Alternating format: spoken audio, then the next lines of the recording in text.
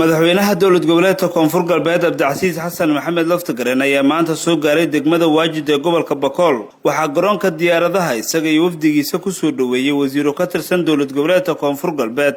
xildhibaano maamulka degmada Waajid saraakiil ciidan iyo boqolaal ka mid ah shacabka magaalada Waajid ee gobolka Bakool madaxweynaha ayaa gudaha garoonka diyaaradaha ee degmada Waajid waxa uu salaan sharaf u kaga qaatay cutubyo ka tirsan ciidanka xoogga dalka isagoo dadweynihii soo dhaweeyay mid u gacan qaaday guuta sagaalad inta lixdanaad ururka la boolisidinaad ka soo dhawaw idinka hogga dalka Soomaaliyeed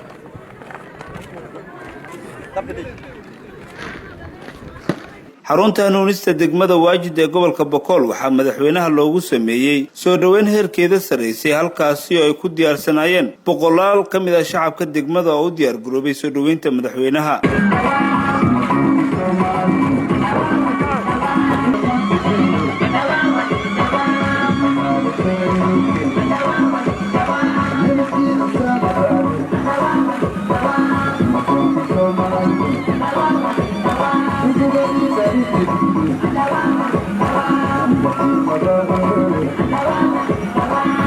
gudoomiyaha degmada Waajid Maxamed Macalin Yuusuf ayaa ugu horeyn qaatay kelmado kooban oo soo dhaweyn oo ku aadan imaanshaha madaxweyne Laftagareen ee Waajid way basan lana gacan furma ka dhawaada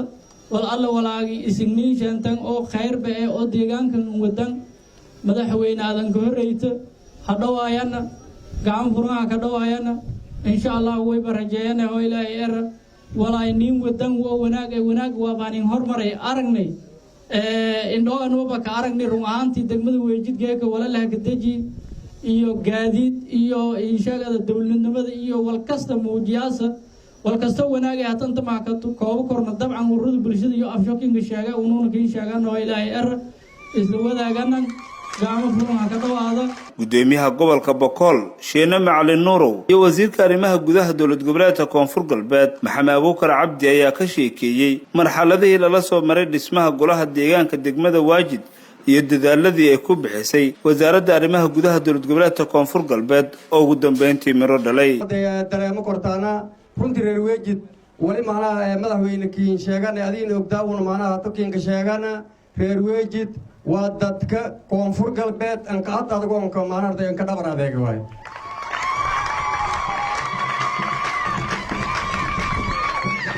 lamadii kumay tumiya farti ilaa ay hatwal gaadiida gali male dadka noo baad aragto dhowrtiyo iyo ay tawi dadnimadii arago ay macnaha way waa dad iska talay waay madaxweyne farxad weyn aniga taqiiqdi kooyowka iyo booqashada booqati degmada Waajid oo hayna markin ka horeeytii may taariikhi sumcad iyo horumar badan ka sameeyay inay aad si dhow la socoto shacabka reer koonfur galbeed degmooyinkii iyo meelo kasta oo ku sugan yihiin idaruuf kasta oo ku sugan inay aad meel raay la qaybsato mudane madaxweyne iyada ka maanana waa ciidanka maasanta shacabka reer Waajid horey meen ku ballan qaadnay ka wasaaradda arrimaha gudaha hadii ogolayaasha dawladda dhisnaa iyo isdooradaan in madaxweynaha dowlad goboleedka koonfur galbeed uu anshaanana madaxweynuhu waa ku geek